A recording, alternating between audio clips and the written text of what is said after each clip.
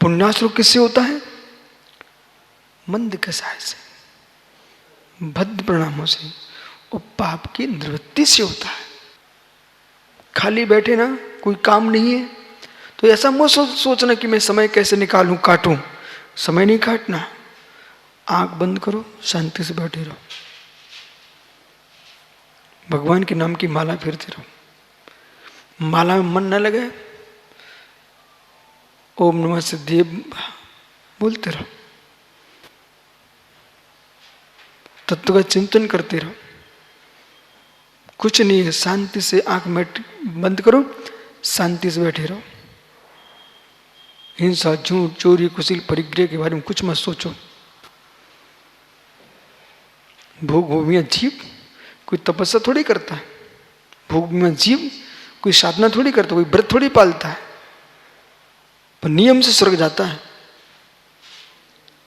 नियम से स्वर्ग जाता है। चाहे भोग भूमिया त्रियंच हो चाहे मनुष्य हो, वे जीव यहां तक को भोग भूमि का क्यों ना हो, ये सब जीव स्वर्ग जाएंगे। बोले किसके बल पर? कसाय के मंद उदय पर। भोग भूमि आप अजित पंडित जी किसी से बात भी नहीं करते, युगलिया बैठे रहते शांति से। कौन कहाँ है, कौन कोई मतलब नहीं हमको। आपको वो विद्या आज बता रहे हैं कि लाखों करोड़ों का तुम दान नहीं दे पाए तब भी पुण्य का आश्रय कर सकते हो। क्या लोगों का पागलपन। बोटू भैया 2 मिनट शांति से बैठे, इनसे बात कर ली, उनसे बात कर ली, कोई ऐसी ऊपर नीचे बात होगी तो कसा भड़क जाएगी। नहीं नहीं,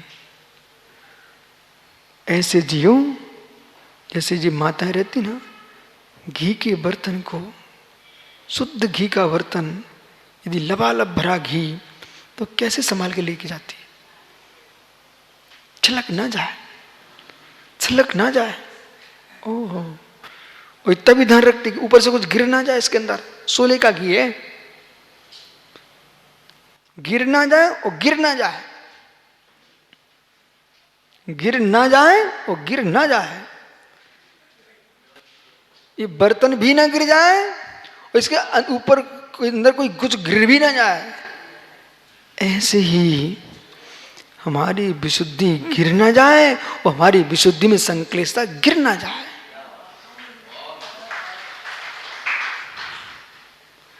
देखो भाई, अपना विवेक तो यही बोल रहा है। मेरा प्रयास रहता अजित कर्तृत्व से दूर रहना। हम कोई काम ही नहीं लेना चाहते, संक्लिष्टता आएगी क्यों? कोई विकल्प ही नहीं हमारे पास, संक्लिष्टता आएगी क्यों? सोचते नहीं हमको ऐसा करना है। जो मूलोत्तर गुण है उनका पालन करने के लिए मुनि बना हूं और परिणामों की विशुद्धि की रक्षा के लिए मुनि बना। कोई भी गृहस्थिक सांसारिक तो अधिकार मांगोगे ना, समाज में डूबोगे तो भाषा में संक्लिष्टता टपकेगी, फिर भावों की संक्लिष्टता क्या होगी। वो विधि की व्याख्या चल रही है कि भोग भूमिया जीव बिना तपस्या किए स्वर्ग जाता है। क्यों जाता है? बगल के किसी से प्रयोजन नहीं उसको, सब कल्प वृक्षों से प्राप्त हो रहा है, लड़ाई झगड़े का प्रश्न ही नहीं है। आप चाहो बबुलू भैया तो ठीक है, पुण्य से प्राप्त है, वो मेरा कहीं जा नहीं सकता है, हमें छोटे बड़े भाई को देखने की हमको आवश्यकता नहीं है।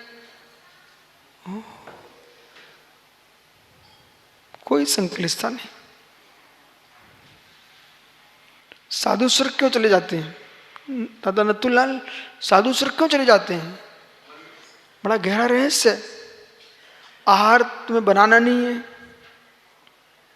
आहार तुम्हें बनवाना नहीं है, मकान बनाना नहीं है, मकान बनवाना नहीं है, दुकान चलाना नहीं है, दुकान चलवाना नहीं है। अंजलि लगाई, भव स्वामी नमोस्तु नमोस्तु, पड़गान हो गया और सब घर घर में तुम आहार करके आ गए। कोई की थाली देखना नहीं है कि इन्हें क्या मिल रहा है, इन्हें क्या मिल रहा है। संकलेशता के पिताजी को आने के लिए मौका ही नहीं है। जो भी पाप का आश्रय करेगा जीव किससे करेगा? भैया ब्रज कुमार जी संकलेशता, संकलेशता। जितने मुनिराज हैं विश्व में, उन्हें ये बड़ा गंभीर तत्व समझना चाहिए। हम लोग पूर्ण स्वार्थी हैं, अपनी आत्मा की रक्षा पहले करते हैं। संक्लिष्टता। इसलिए जिन निमित्तों से क्लेश बढ़ता है, वे निमित्त छोड़ के चल दिया, जीव ने घर छोड़ के निकल गया, संक्लिष्टता से मुक्त हो गया। अब क्या है? संयम का पालन करो। सम्यक तुम चा, बिना तपस्या किए भोग भूमिया मंद कसाय से स्वर्ग जा रहा है। कर्म भूमिया जीव श्राग संयम आदि के साथ साथ सम्यक तुम चा, मतलब कोई संयम का पालन नहीं कर रहा, मैं सम्यक का ध्यान रख रहा है, अपने सम्यक की विराधना नहीं हो रहा है, होने देता। सम्यक दृष्टि जीव, सम्यक दर्शन शुद्धा नारक त्रियंच नपुंसकात्वानि। ओह, सम्यक दृष्टि जीव नियम से कहां नहीं जाता। सम्यक शुद्ध नारक त्रियंच नपुंसकत्वानि, स्त्री ओह नपुंसक नहीं होता है, नरक नहीं जाता है, दुष्कुल में जन्म नहीं लेता, विकृत शरीर वाला नहीं होता, अल्प आयु वाला नहीं होता, स्त्रीत्वानी स्त्री नहीं बनता, नपुंसक नहीं बनता। इतनी महिमा सम्यक की है तो क्या बनता है? ओजस तेजो विद्या वीर व्योसना था, महाकुला मानरता मानव तिलका भवंति दर्शन पोता। जैसे आप पानी पवित्र करते हैं छान करके कपड़े से, आह शुद्ध जैनी पूत पानी पीता है, शुद्ध जैनी पूत पानी पीता है, शुद्ध प्राशुक छना हुआ पानी पीता है। ऐसे शुद्ध सम्यक दृष्टि जीव अपनी दृष्टि को छान के रखता है, उसमें मिथ्या के कीड़े मकोड़े नहीं लाता। ऐसा जीव दर्शन पूता, जो सम्यक से पवित्र है, ऐसा जीव नियम से ओजवान होता, तेजवान होता, वीरवान होता, यशवान होता है, महारता महाधन को प्राप्त करता है, यश को प्राप्त करता है, लोग पूज्य होता है और मानवों में तिलक होता है। इसलिए ज्ञानी इस चौथे अध्याय को समझो और सम्यक की विराधना नहीं करना, सम्यक की विराधना नहीं करना, नहीं तो आगे भी व्यवस्था है। देवों में भी एक भेद नहीं है, वो भी अनेक प्रकार के हैं। देवास तृणिकायाः, देव चार निकाय के हैं, भवनवासी, व्यंतर, जोशी और वैमानिक, यानी कल्पवासी। ये चार निकाय के देव हैं। वो चारों निकाय के देव देव हैं, देव देव गति के देव हैं। किसी ने पति को देव कहा, किसी ने अन्य महापुरुषों को देव कहा, वे सब अदेव हैं। क्या है? अदेव हैं। जैसे वनस्पति, पशु पक्षी, इनको लोग देव के नाम से पूजते हैं, ये सब अदेव हैं। भवनवासी, व्यंतर, जोशी, कल्पवासी, ये देव गति के देव हैं। और मिथ्या कुलिंग को प्राप्त करके जो लोक में पूज रहे हैं, वे कुदेव हैं। इसके साथ साथ देव, अदेव, कुदेव और चौथा भेद है देवाधिदेव। अरिहंत देव देव नहीं है, अरहंत देव अदेव नहीं है। अरिहंत देव कुदेव नहीं है, अरिहंत देव देवाधिदेव है। समझ आ रहा कि नहीं? अरिहंत देव देव नहीं है, देव गति का जीव नहीं है वो, अदेव भी नहीं है, कुदेव भी नहीं है, वे देवाधिदेव है। देवाधिदेवाय नमो चिन्हाय। ऐसे देवों के अधिदेव विद्यनदेव हैं। तो 4 निकाय के देव हैं। ये चारों निकाय के देव अपने अपने पुण्य के नियोग से ये देव गति को प्राप्त हुए हैं। है मित्र, जो जिन शासन से बाही अन्य अन्य जो देवी देव हैं वे सब कुदेव हैं, और जो भुवनवासी व्यंतर जोशी व्यंतर आदि जो हैं ये देव गति के देव हैं। अदेव जैसे कोई व्यक्ति महापुरुषों को देव माने, तो महापुरुष जो है मनुष्य गति के महापुरुष हैं, वे देव गति के नहीं हैं। उन्हें तुम देव कहते हो तो मूलाचार्य उनको अदेव लिखा है। उदाहरण के लिए मित्र, यदि माना कि कोई पत्नी अपने पति को देव बोलती है तो वास्तव में देव है? वो तो लोक में देव कहलाता है, वो अदेव है। न वो कुदेव है, न देवादेव है, वो न देव है, इसलिए अदेव है। पशु पक्षी वनस्पति आदि ये देव है क्या? नहीं है। लोग इनको देव के नाम से पूजते हैं, अदेव है। पूज रहे कि नहीं लोक में? आप तो समझते हैं ना सब। कोई पर्वतों को, कोई वनस्पति को, इस प्रकार से लोक में पशु पक्षियों की आराधना कर रहे लोग, वो अदेव हैं। यहां तो मात्र आराधना देवादेव की है।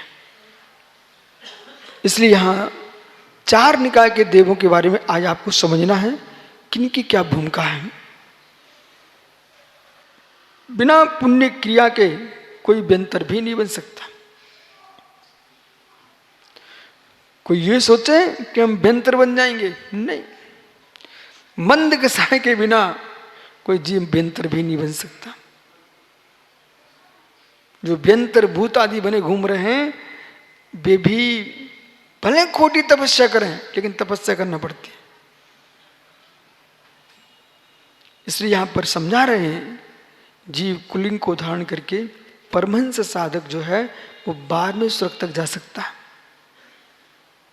सामंत तपस्वी गण हैं, वे जो है भवनत्रक आदि में जा सकते हैं। जिन लिंग को भी धारण किया है वो परिणाम विशुद्ध नहीं है, संक्लिष्टता में जी रहे हैं, तो वे भी मित्र भवनत्रक में जा सकते हैं। आगे हम बात करते हैं आपसे सबकी।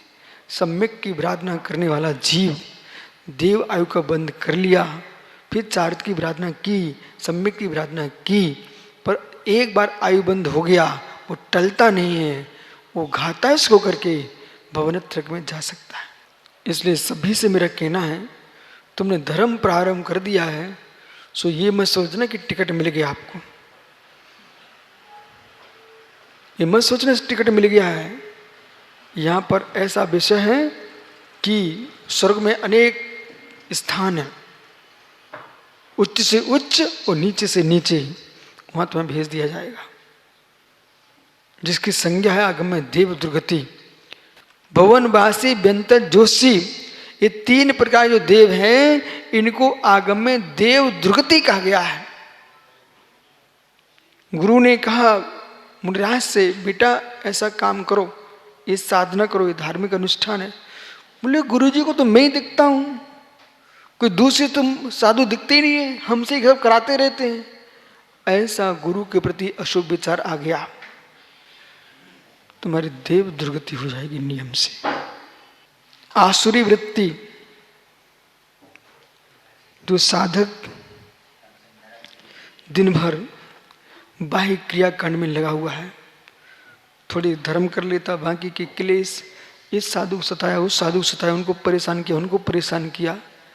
बेटा तुम कर क्या रहे हो? ये देव दुर्गति के काम मत करो। किसी संघ की प्रशंसा, किसी संघ की निंदा में लग गया जीव, बड़ी करुणा आती है किशोर भैया उन जीवों पर। ये जीव धर्मात्मा के नाम पर जी रहे हैं, पर धर्मात्मा विशेष से इनको राग है दूसरे संघ के प्रति, दूसरे साधकों के प्रति, समाज के प्रति, तो कैसा है उगल देते हैं।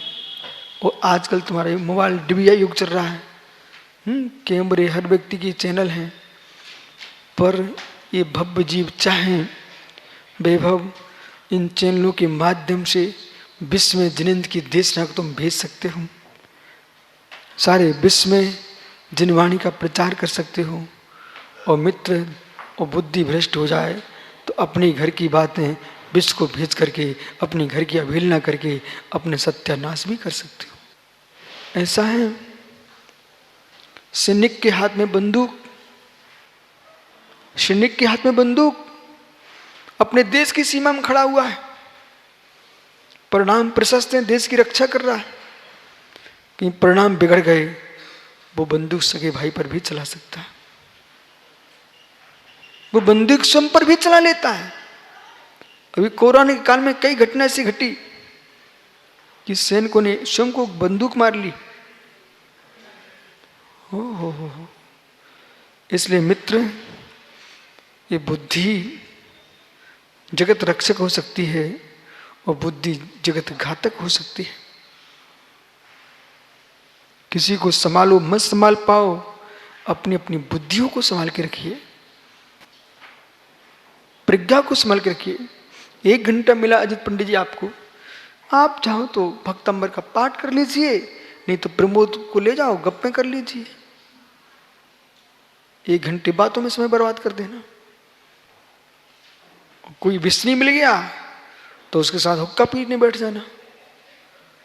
लेकिन तुम्हें 1 घंटा मिला था, एक ने पूजा की सो स्वर्ग में देव बना बैठा है, एक ने विषण सेवन किए सो नरक की गलियां छान रहा है, बिलों में बिल बिला रहा है। आदस्तिसु पीतांत लिस्यः आदि के जो 3 निकाय हैं, भुवनवासी, व्यंतर, जोशी, इनके पीतांत लिस्या, पीत तक 4 लिस्या पाई जाती हैं। अब जो यद्यपि पीत लिस्या ही पाई जाती, फिर भी अति संक्लिष्ट भाव से अपर्याप्त अवस्था में कृष्ण नील कापोत लिस्या भी इनके होती है। अपर्याप्त अवस्था में अशुभ लिस्या भी रह सकती है, इसलिए यहाँ पर पीतांत शब्द का प्रयोग किया।